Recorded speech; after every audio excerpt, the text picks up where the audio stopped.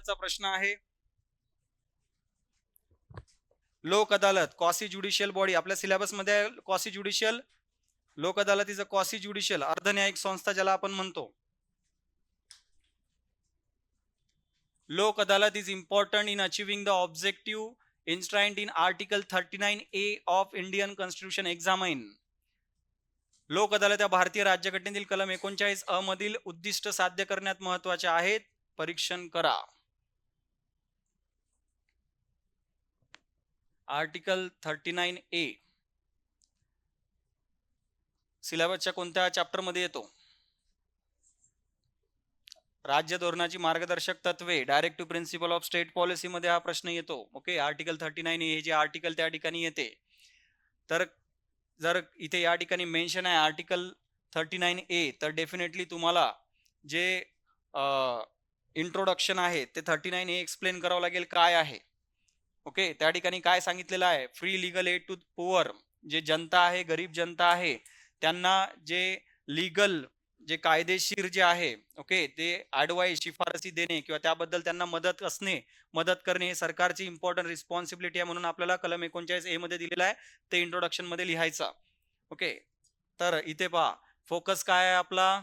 अर्धन्यायिक संस्था quasi judicial body syllabus मध्ये आहे. अर्धन्यायिक संस्था क्वासी ज्युडिशियल बॉडी हा टॉपिक आहे आपला सिलेबस मध्ये आणि मेन फोकस आहे लोक अदालत. तर इथून घेतलंय आणि हा मेन फोकस आपला लोक अदालत आहे. इंट्रोडक्शन लिहिताना मी ऑलरेडी सांगितलंय कलम 39A आर्टिकल 39A बद्दल मेन्शन करायचं आहे. नमूद आहे की राज्याने न्याय व्यवस्था अशी ठेवावी की सर्वांना समान आणि निशुल्क न्याय मिळवून देईल ही सरकारची जबाबदारी आहे. 39A everybody should get a equal justice and free legal add. Okay, तर ते निशुल्क न्याय म्हणजे काय? फ्री लिगल एड जे आहे ते मिळवून देणे सरकारची जबाबदारी आहे, जेणेकरून आर्थिक दुर्बलतेमुळे कुणालाही न्यायापासून वंचित राहावे लागणार नाही. ओके, इंट्रोडक्शन मध्ये लिहिलंय आपण 39 एक्सप्लेन केलं, सफिशियंट आहे, बाकी जास्त लिहिण्याची गरज नाही आहे. आपण 39 दिलेलं आहे. एखादं कलम जर दिलेलं असेल क्वेश्चन मध्येच तर तुम्ही इंट्रोडक्शन मध्ये त्याला एक्सप्लेन करू शकतात की हे कलम आहे आणि याच्याबद्दल हे बोललेलं आहे. आता यामध्ये कोणकोणत्या गोष्टी सांगितलेलं आहे तुम्हाला महत्व विचारलेलं आहे, मर्यादा आणि उपाय. आता 3 गोष्टी या ठिकाणी दिसून येतात. कारण क्वेश्चन जर तुम्ही पाहिला तर तुम्हाला लक्षात येईल की त्यांनी काय सांगितलेलं आहे की साध्य करण्यात महत्वाचे आहेत. चला, महत्व तर विचारलेलं आहेच, लोक अदालतचं जे महत्व आहे ते तर विचारलेलं आहेच, पण परीक्षण करा म्हटलंय. त्यामुळे ज्या ठिकाणी परीक्षण करा त्यावेळेस तुम्हाला मर्यादा आणि सोल्युशन, आता मर्यादा लिहाल तर सोल्युशन द्यावंच लागेल ना, बरोबर? परीक्षण करायचं, मग अशा ठिकाणी 3 हेडिंग बनत आहे. सिंपल काय करायचं आहे? महत्व लिहा, मर्यादा लिहा, उपाययोजनाचे सोल्युशन लिहायचं आहे, कन्क्लुजन मध्ये लिहा. प्रश्न 10 मार्काचा आहे म्हणून. हाच जर 15 मार्काचा प्रश्न असता तर 3 हेडिंग आपण सेपरेटली बनवल्या असत्या. महत्व लिहिलं असतं, मग मर्यादाची एक हेडिंग असती, सोल्युशनची एक सेपरेट हेडिंग असती. पण आपल्याकडे तेवढा स्कोप नाही कारण 10 मार्काचा प्रश्न आहे. अशा वेळेस कन्क्लुजन जे आहे, जे तुम्हाला उपाय लिहायचे आहे ते कन्क्लुजन मध्ये लिहिले तरी प्रॉब्लेम सॉल्व्ह होऊन जातो. किंवा तुमच्याकडे जर असं वाटत असेल की मला एक्झामच्या मेन आन्सर मध्येच लिहायचं आहे तर 3 हेडिंग सेपरेट बनवू नका. जे तुम्हाला महत्व लिहायचे त्याची एक सेपरेट हेडिंग बनवा. त्याची एक बनवावीच लागेल कारण क्वेश्चन मध्ये ते विचारलेलं आहे. सरळ आपण जर डिवाइड करून टाकलंय क्वेश्चन पेपर, असं सुद्धा करू शकतो की या ठिकाणी मी त्या ज्या कोणत्या त्याला चॅलेंजेस येत आहेत, समस्या येत आहेत ते लिहिल, या ठिकाणी उपाय लिहिल. एक 2-3 पॉईंट्स इथे, 2-3 पॉईंट्स इथे असं लिहिलं तरी चालते. ओके, तो एक वे आहे. ज्यावेळेस मी तुम्हाला लास्ट टाइम पण सांगितलं होतं पहा, 3 हेडिंग आला तर एखादा असं बनवता येतो. महत्व लिहिताना पूर्ण हेडिंग बनवा कारण तो क्वेश्चनचा पार्ट आहे, त्याला अशा पार्ट मध्ये नाही डिवाइड करायचं. येथे तुम्ही समस्या आणि सोल्युशन सांगू शकतात किंवा समस्याचं एक हेडिंग बनवा. 5 पॉईंट नसले तरी चालतील, एक 4-1 पॉईंट सफिशियंट आहेत. मेजरली या पार्टला वेटेज द्या, 5 ते 6 पॉईंट याला तुम्ही लिहू शकतात. सोल्युशन कन्क्लुजन मध्ये लिहिता येईल. कळालंय? ओके, एक्झामवर डिपेंड आहे. तुम्ही असंही लिहिलं तर सोल्युशन तुम्हाला काहीतरी वेगळं द्यावं लागेल. अदरवाईज सरळ समस्या लिहा, सोल्युशन कन्क्लुजन मध्ये लिहिलं तरी चालेल. राईट, लक्षात आलंय? चला, स्ट्रक्चर आपल्या लक्षात आलेलं आहे. लोक अदालतीचं महत्व पाहिलेले आहे, इम्पॉर्टन्स ऑफ लोक अदालत. त्यानंतर इश्यूज अँड सोल्युशन. इश्यूज लिहून टाका क्वेश्चन मध्ये, सोल्युशन कन्क्लुजन मध्ये लिहा. That's the better thing. म्हणजे सोल्युशन मग कन्क्लुजन वेगळं लक्षात ठेवण्याची गरज पडत नाही की वेगळं काय लिहावं कन्क्लुजन मध्ये. ऑलरेडी सोल्युशन कन्क्लुजन मध्ये लिहिता येते. लोक अदालतचं महत्व, इम्पॉर्टन्स काय लोक अदालतचं? आता लोक अदालतच्या महत्वामध्ये तुम्ही त्याचे कार्य फक्त जर विश्लेषण केलं तरी तुम्हाला महत्व कळून जाते की लोक अदालतचं काय कार्य आहे. आता लोक अदालतचं महत्व काय आहे? पहिले तर जे दुर्बल घटक आहे त्यांना न्याय मिळतो, कारण लोक अदालतमध्ये तुम्हाला केस फाईल करायची असते फ्री ऑफ कॉस्ट. तिथे तुम्हाला पैसे लागत नाहीये. तर त्यामुळे जे फ्री मुफ्तमध्ये तुम्हाला न्याय मिळत आहे, ओके, फुकटमध्ये तुम्हाला इथे न्याय मिळत आहे. सो दुर्बल जे घटक आहेत त्यांना न्याय मिळण्यामध्ये सोपापणा या ठिकाणी दिसून येतो लोक अदालतमुळे. तर हे एक त्याचं महत्त्व आहे. दुसरा, या ठिकाणी जो कोणता न्याय दिला जातो त्यामध्ये कॉम्प्रोमाइज असते. त्यामुळे जे कोणती जी एनिमी फिलिंग आहे, ती एनिमी फिलिंग आपल्याला या ठिकाणी येत नाही किंवा दुसऱ्याबद्दल द्वेष निर्माण होत नाही, कारण कॉम्प्रोमाइज आहे. ओके. दोन्ही ज्या पार्टीज असतील त्यांना जर ऍक्सेप्ट असेल, दोन्ही पार्टीज म्हणजे ज्यांच्यामध्ये वाद आहे त्यांना जर स्वीकारार्ह असेल, जर की जे जजमेंट लोक अदालतने दिली आहे तरच ती जजमेंट ऍक्सेप्ट केली जाते. त्यामुळे ते एक फायदा आहे की दोघांना मान्यता असते, कोणावर कोणतीही जजमेंट निर्णय थोपवल्या गेलेला नाही. तो एक फायदा आहे लोक अदालतचा. तिसरा, या ठिकाणी आपल्याला काय फायदा दिसून येतो लोक अदालतचा, की जे हरासमेंट जे होते, जो आपल्याला नॉर्मल केसेसमध्ये जी हरासमेंट दिसते, की तुम्ही अपील करत आहात, तुम्ही हायकोर्टमध्ये जातात, सुप्रीम कोर्टमध्ये जातात, वर्षानुवर्ष जी केस चालते, या ठिकाणी वर्षानुवर्ष कोणताही निकाल चालत नाही, कोणतीही केस चालत नाही. कारण एक वेळ लोक अदालतनी जो निर्णय दिलेला असतो, डिसिजन असतो, तो फायनल असतो, बंधनकारक असतो. ते पण एक महत्वाचं आहे, राईट, लोक अदालतचा. त्यानंतर जे दुर्लक्षित प्रदेश असतात ते दुर्लक्षित प्रदेश लोक अदालत कव्हर करते.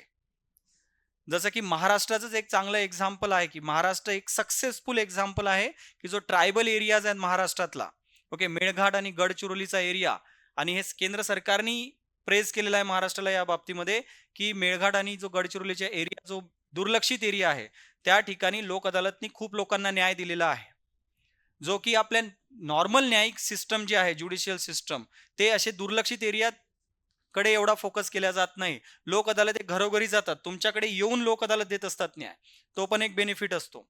त्यानंतर लोक अदालतमध्ये तुम्हाला जलद न्याय मिळतो, कारण आपलं जे न्यायालयामध्ये वर्षानुवर्षे केसेस चालतात इथे चालत नाहीत. लोक अदालतमध्ये 1-2 दिवसामध्ये न्याय दिला जातो. ओके, तो एक फायदा आहे. अजून लोक अदालतचं काय महत्व आहे, की जे पेंडन्सी जी केसेस आहे कोर्टांमध्ये ती कमी होते. 5 करोड केसेस पेंडिंग आहेत, लोक अदालतमध्ये केस सॉल्व्ह होऊन जाते. ओके, आपल्याला माहित आहे लिटिगेशन आणि प्री लिटिगेशन केसेस दोन्ही लोक अदालतमध्ये जातात. न्यायालयामध्ये नसलेली केस आणि असलेली केस या दोन्ही केसेस लोक अदालतमध्ये जाऊ शकतात. तो एक फायदा आहे. त्यामुळे न्यायालयाची पेंडन्सी कमी होते. त्यामुळे भरपूर महत्व आहे लोक अदालतचा. मग आता त्याच्यामध्ये प्रॉब्लेम्स काय आहे, लोक अदालतमध्ये काय प्रॉब्लेम्स येतात? एक, की तो त्याच्या लिमिटेड जे आहे, मर्यादित त्याला अधिकार आहे. बरेचसे जे गुन्हे आहेत ते लोक अदालतच्या अधिकार क्षेत्रामध्ये येत नाही. गंभीर गुन्हे तर बिलकुल येत नाहीत. ओके, ज्याला आपण इंग्लिशमध्ये काय म्हणतो, नॉन कंपाऊंडेबल, की जिथे कॉम्प्रोमाइज होऊ शकत नाही, ते लोक अदालतमध्ये येत नाही. त्यामुळे अधिकार मर्यादित आहे लोक अदालतचे. जसं की डोमेस्टिक व्हायलन्स, ओके, घरेलू हिंसा ज्याला म्हणतो, हे लोक अदालतमध्ये येत नाही, ते तुम्हाला नॉर्मल कोर्टातच जावे लागतात. हा एक प्रॉब्लेम आहे, अधिकार मर्यादित आहे. दुसरा, यामधले जे सदस्य असतात ते तेवढे एक्सपर्ट्स नसतात, त्यांच्यामध्ये बराच वेळ त्यांना ट्रेनिंग दिलेली नसते. त्यामुळे क्षमता हा एक मोठा फार प्रॉब्लेम आहे. यांची सदस्यांची क्षमता जी आहे, कॅपॅसिटी न्याय देण्यामध्ये, हा एक प्रॉब्लेम येतो. तिसरा, यांच्या मूल्यमापनाची सध्या कोणतीही यंत्रणा नाही आहे इव्हॅल्युएशनची, की हे खरंच चांगले काम करताय, काही नाही काम नाही करत आहे, हा पण एक प्रॉब्लेम आहे लोक अदालतचा. चौथा, दबावाखाली एखाद्याने जर लोक अदालतचा जर निर्णय ऍक्सेप्ट केलेला असेल तर त्याला सुधारणा काहीच नाही, कारण तो कुठेच अपील नाही करू शकत. लोक अदालतचा निर्णय सुप्रीम कोर्ट, हायकोर्ट कुठेच अपील नाही होत. त्यामुळे जर एखाद्याने दबावाखाली जर ऍक्सेप्ट केलेलं असेल तो कुठेच अपील नाही करू शकत, त्यानंतर त्याला पुन्हा न्याय मिळत नाही. हा सुद्धा लोक अदालतचा आपल्याला मर्यादा दिसून येतात. ओके, मग आता या मर्यादेला तुम्हाला सोल्युशन द्यायचे आहेत. 10 मार्काचा प्रश्न आहे, सरळ सरळ कन्क्लुजन मध्ये सोल्युशन द्या, की लोक अदालत जे आहे त्याला तुम्ही काय करू शकतात. प्रत्येक सदस्याला ट्रेनिंग देणे आवश्यक आहे, बरोबर, ते कंपल्सरी आहे. दुसरं, या ठिकाणी मूल्यमापनासाठी एक सेपरेट यंत्रणा केंद्र सरकारने आणि राज्य सरकारने स्थापन करावी. ओके, ऑडिटिंग, लेखापरीक्षण ज्याला म्हणतो आपण, त्याच्यासाठी एक स्वतंत्र यंत्रणा स्थापन करणे आवश्यक आहे. त्यामुळे मूल्यमापन होईल, राईट. तिसरा, यामध्ये एक युनिफॉर्मिटी पूर्ण जे देशामध्ये आहे लोक अदालतच्या बाबतीमध्ये युनिफॉर्मिटी, समानता असायला पाहिजे. आता होत काय, वेगवेगळ्या राज्यांमध्ये प्रत्येक राज्याला लोक अदालत स्थापनेचे अधिकार दिले, वेगवेगळ्या राज्यांमध्ये वेगवेगळे अधिकार आहेत लोक अदालतला, एक समानता कुठेच नाही. काही ठिकाणी खूप चांगलं काम होत आहे, काही ठिकाणी काहीच नाही. मग एक केंद्र सरकारने ते जबाबदारी घ्यावी. आता लक्षात घ्या, एवढे मुद्दे तुम्ही कन्क्लुजन मध्ये लिहू शकत नाही. सेपरेट हेडिंग असेल तर तुम्ही एवढे लिहू शकतात.